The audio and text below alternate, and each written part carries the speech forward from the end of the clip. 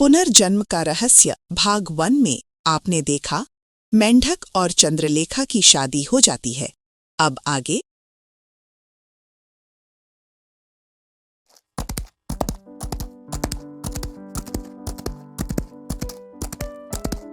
सारी रात सफर करते हुए आखिर सवेरा हो जाता है। कुछ ही देर में चंद्रलेखा महर्षि सदानंद के आश्रम को खोज लेती है।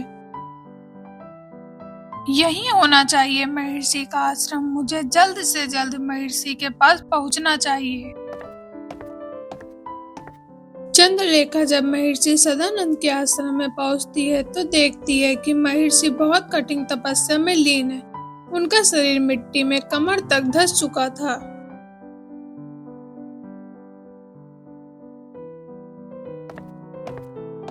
रिसीवर, आंखें खोलिए। आज मेरे पति के जीवन का प्रश्न है। मुझे जब जीवन में खुशियां नसीब हुई तो मेरे पति मृत्यु शैया पर लेटे हैं। रिसीवर, मुझ अभागन की प्रार्थना स्वीकार करनी ही होगी।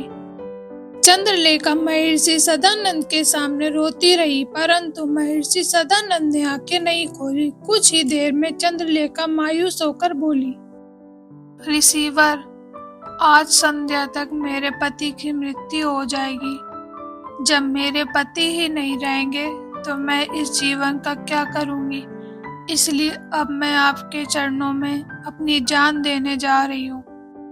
इतना कहते ही चंद्रलेखा खंजर हाथ में लेकर अपनी गर्दन काटने वाली होती है कि तभी महर्षि सदानंद आंखें खोल देते हैं। ठहरो पुत्री। रिसीवर, मेरे सुहाग की रक्षा कीजिए।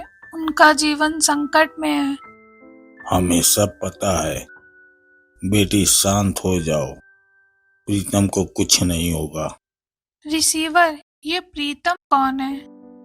बेटी, इस जन्म में जिस मेढक से तुम्हारा विवाह हुआ है उसी का पूर्व जन्म का नाम प्रीतम है।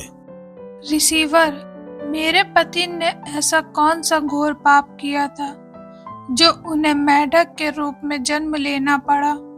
ये बात आज से 18 वर्ष पहले की है। आज से 18 वर्ष पहले प्रीतम सिंह, जो बहुत ही घमंडी व क्रूर था, एक दिन वह जंगल में शिकार खेलने आता है। जंगल बहुत ही बड़ा व खतरनाक था। प्रीतम सिंह रास्ता भटक जाता है। रास्ते की तलाश करता हुआ वह महर्षि सदानंद के आश्रम में पहुंच जाता है, जो कठिन साधना में लीन थे। प्रीतम सिंह को भूख और प्यास दोनों बहुत जोर से लगी थी। सारा दिन जंगल में भटकते भटकते भूख बहुत जोरों की लगी है। चलो इस साधु से कुछ खाने के लिए मांगता हूँ। अरे साधु महाराज, मुझे बहुत जोरों की भूख लगी है। क्या आपके पास कुछ खाने को होगा?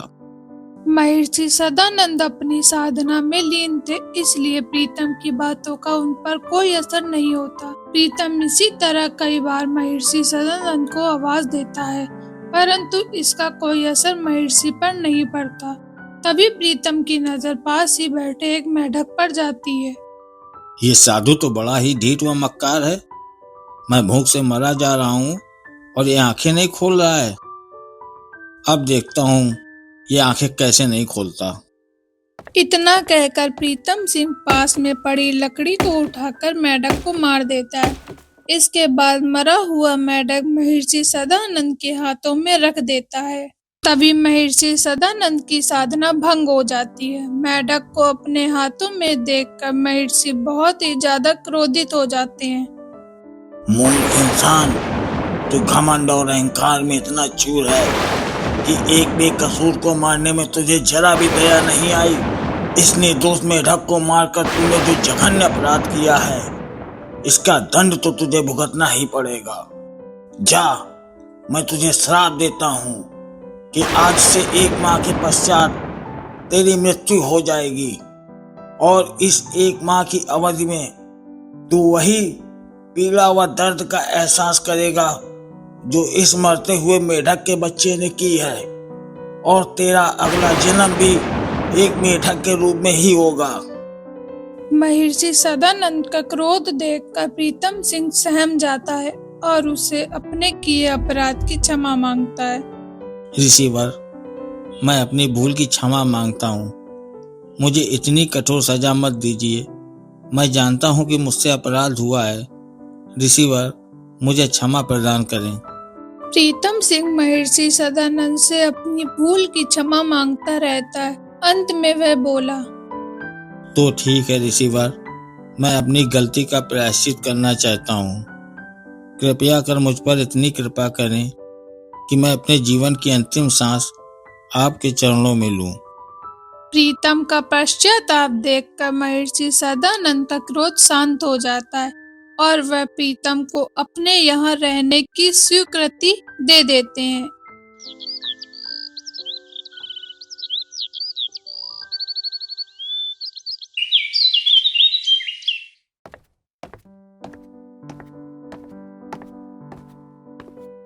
पुत्र प्रीतम, मेरा दिया श्राप तो तुम्हें भोगना ही पड़ेगा, परंतु मैं तुम्हारे दूसरे जन्म के कष्ट को थोड़ा कम अवश्य कर सकता हूँ। इसलिए मेरी बात ध्यान से सुनना। तुम्हारा अगला जन्म एक किसान के घर में होगा और अपने जीवन के 20 वर्ष तुम मेढक के रूप में गुजारोगे।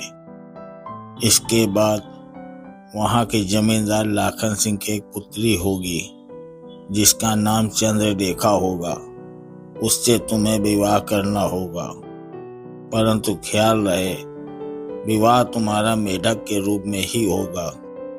इतना कहकर महर्षि सदानंद शांत हो जाते हैं। कुछ वक्त के बाद वह बोले, पुत्र, तुम्हारे जन्म के साथ ही मैं तुम्हें कुछ शक्तियां प्रदान कर दूंगा, जिससे तुम कुछ समय के लिए इंसान के रूप में रह सकते हो। परंतु तुम्हें इस बात का ख्याल रखना होगा कि तुम जब भी इंसान के रूप में होगे तो तुम्हें मेढक के शरीर की सुरक्षा करनी होगी। रिसीवर, क्या मुझे पूरा जीवन इसी तरह बिताना होगा? नहीं, जिस दिन चंद्रलेखा तुम्हें सच्चे मन से पति के रूप में स्वीकार कर लेगी, उसी दिन तुम श्राप से मुक्त हो जाओगे। बेटी, प्रीतम को मैंने जो चमत्कारी शक्तियां दी थी वह अब मेरे पास वापस आ जाएंगी, और आज तुमने प्रीतम को सच्चे मन से अपना पति स्वीकार कर लिया है, तो मेरे श्राप का अंत भी हो गया।